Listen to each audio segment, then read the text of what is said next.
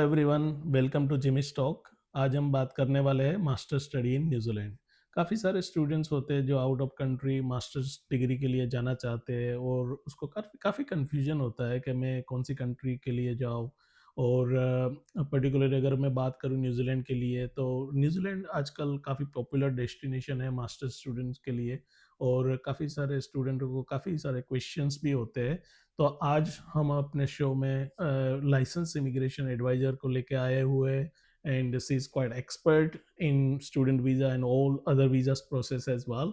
So I'm introducing Krishna Patel from Onboard Visa. She is licensed immigration advisor. Thank you for having me, and it's my pleasure to share information with students who are planning to study in New Zealand. So New Zealand के लिए आज हम बात करने वाले हैं masters degree के बारे में, क्योंकि काफ़ी सारे स्टूडेंट्स होते हैं जो मास्टर्स के लिए डिफरेंट डिफरेंट कंट्री में जाना चाहते हैं। तो पर्टिकुलरली अगर वो स्टूडेंट्स न्यूजीलैंड के लिए सोच रहे हैं कि अगर उसको न्यूजीलैंड भी एक स्टडी डेस्टिनेशन के रिगार्डिंग अगर उसको प्लान करना है, तो उसका क्या क्या बेनिफिट्स होता है और पार्टनर के लिए क्या होता है, पीआर का ऑप्शंस क्या होता है, काफ़ी सारी चीज़ें हैं जो आज हम कवर करने वाले हैं, आपसे जानना चाहेंगे।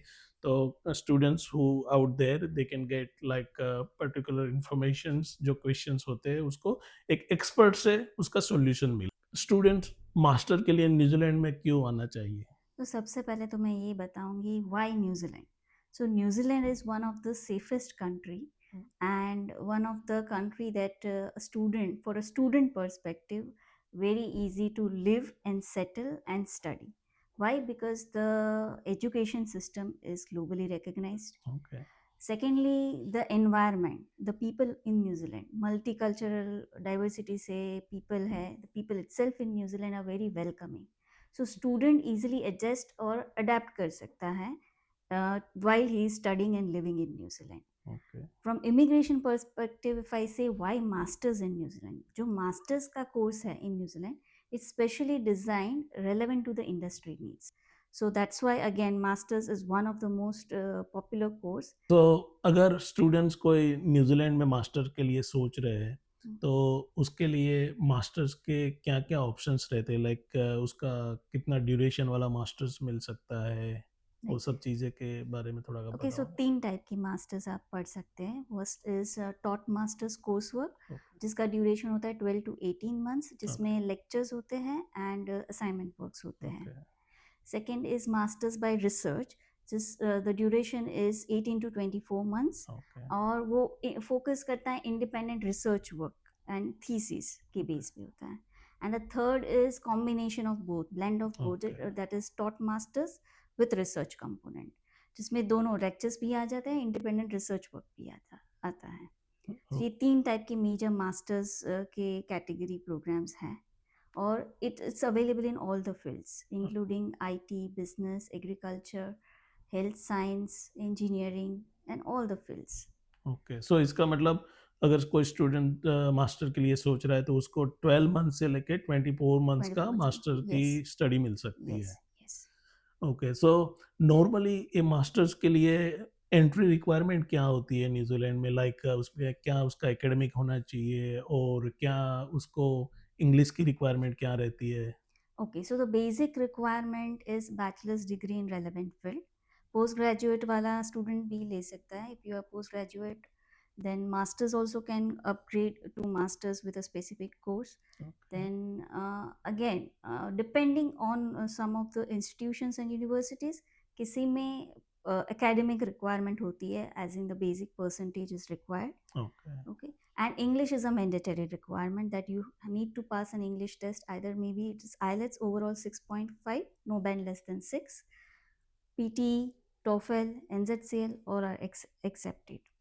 Okay. So in short, overall bachelor's degree, postgraduate degree, good strong sound academic background and English language test, these are the basic requirements to get enrolled in master's program.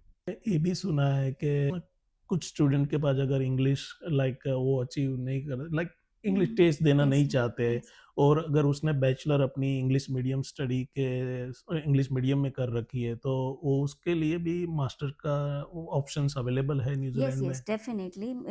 In some of the universities, अगर आप recent English medium pass out हो, then they waive the English requirement. You are able to get admission in some of the universities based on MOI, that is medium of instruction. Okay. So वो So भी काफ़ी एक yes, positive है yes, कि test नहीं देना चाहते हो और आपके पास टाइम अगर वो स्पेंड time नहीं कर। constraint है and you are fully English medium studied and studied your past academics with English medium. हाँ, some of the universities get offer letter based on MOI. Okay. और अगर जैसे कोई स्टूडेंट्स आता है अपना स्टडी लेके वो स्टडी करता है, तो उसके पास उसको पोस्ट स्टडी वर्क वीज़ा का और व्हाइल द स्टूडेंट्स उसको वर्क वीज़ा का क्या राइट्स रहता है? So once you complete master's degree, 1 year full time master's degree in New Zealand, you are eligible for 3 years post study work visa. Oh, So yes, that's one of the like you can say the topmost benefit. Once you study masters, you are eligible for 3 years work visa, open work visa. Okay. And अगर जैसे कोई students married है और either उसको 1-2 kids भी है, तो अगर वो पहले फैमिली का भी सोचेगा आने से पहले कि अगर मैं स्टडी करने के लिए न्यूज़ीलैंड में जाता हूँ, Yes. तो मेरे को न्यूज़ीलैंड में मेरे पार्टनर, स्पाउस के लिए, किड्स के लिए क्या-क्या ऑप्शंस रहेंगे? तो पार्टनर के लिए क्या ऑप्शंस हैं? So yes, definitely partner and like kids family को सपोर्ट कर सकता है मास्टर्स वाला student. So for if you can say that the okay, marriage is 1 year और मोर, एक ओके, साल से ज़्यादा हुआ है आपका मैरिज में, आई मीन टू से आप साथ में रहे हो एक साल, okay, then you can support work visa for your spouse, open okay, work visa. Okay, और फॉर योर किड्स, अगर किड्स 5 साल से कम की उम्र के हैं, then he can support dependent visitor visa. Okay, Or school going child है 5 years and above, then they can support student visa. Again, that student visa is domestic fees, free education. Okay, So a student with master's degree can support the family on work visa or visitor visa depending on the like duration of your marriage and age of your children. Okay. So उसके बाद okay, इसका मतलब कि master कोई भी master का student अपने Yes, partner को वर्क वीज़ा सपोर्ट कर सकता है अगर मैरिज yes, पूरा ना हो। yes, yes. ओके, और किड्स के लिए भी free Free education. education. Okay, that's good. So like no worries about the family.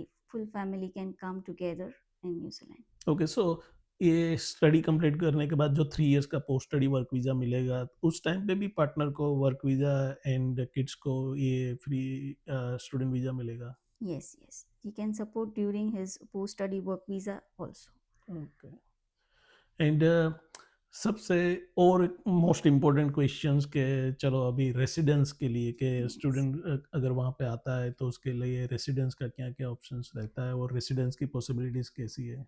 So residence की बात करूँ तो residence mainly 2 categories में आप फाइल कर सकते हैं. One is skill migrant category and one is green list pathway. Hmm, student with masters degree को 3 साल का पोस्ट स्टडी वर्क वीजा मिलता है. Okay, during this 3 years, whenever you gain a relevant experience, एक साल का अगर आपका एक्सपीरियंस हो जाता है तो you can file your residency under skill migrant category. Because अगर मास्टर्स का कोर्स है तो you can claim 5 points for your masters degree and 1 year experience, and that equals to 6 points for your skill migrant category. So as soon as you gain relevant experience, you can file for skill migrant category PR visa. और else अगर during that time आपका जो job है that matches the green list role.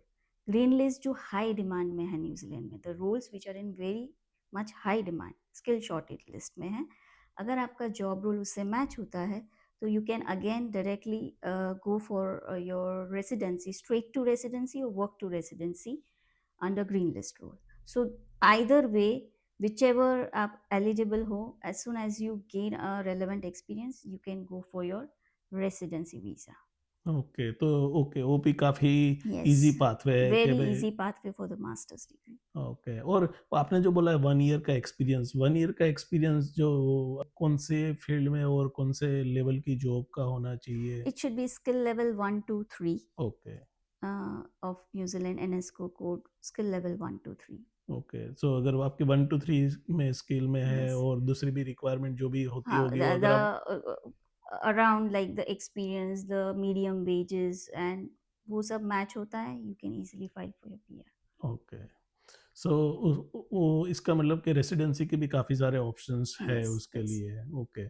सो इसमें I think काफ़ी अगर आपने जो बताया इसका मतलब कि भाई स्टूडेंट इधर आता है 1 साल हुँ, से या 24 मंथ्स का स्टडी करता हुँ। है, फिर व्हाइल उसके post post post study study work work visa visa 3 से। इयर्स का मिलता है, एमओए के साथ एडमिशन भी ले सकता है हुँ, और अपने किड्स को वो फ्री फ्री एजुकेशन एजुकेशन सब। दे सकता है, पार्टनर को वर्क वीज़ा सपोर्ट कर सकता है एंड अगर हम पीआर की बात करें तो पीआर के भी 2-3 पाथवेज़ यस, है, यस। तो वो भी काफ़ी अच्छी बात है। हुँ, और अगर कुछ लाइक काफ़ी सारे स्टूडेंट्स कन्फ्यूज़ होते हैं या तो कभी-कभी वो लोग मिस्टेक करते हैं अपने फ़ाइल के लिए या कोर्स चूज़ करने के लिए, तो कुछ कॉमन मिस्टेक जो स्टूडेंट्स करते हो, वो आपके यस, अगर कुछ डेफिनिटली पॉइंट्स है जो आप that's a very good question, क्योंकि कई बार स्टूडेंट्स ये गलती करते हैं and like it's really not advisable.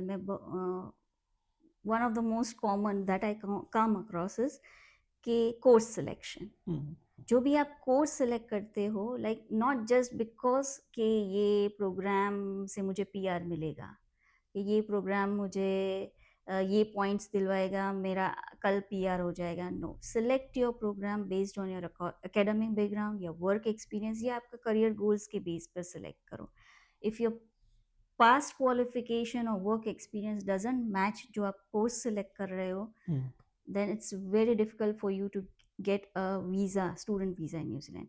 Other than that, आप कोर्स क्लियर भी नहीं कर पाओगे इन हुँ, केस हुँ, आपको स्टूडेंट वीजा लग जाता है, but because you don't have a basic academic background to study that subject course, आप you will not pass out that subject. So सबसे इम्पॉर्टेंट है course selection, choose your okay, course wisely. Okay, second is incomplete financial documents. Okay, so fund requirement के जो भी documents होते हैं, it should be like completely fully, like for example आप education loan ले रहे हो तो the document should be complete with all the terms and conditions against whatever property you have shown with okay, that।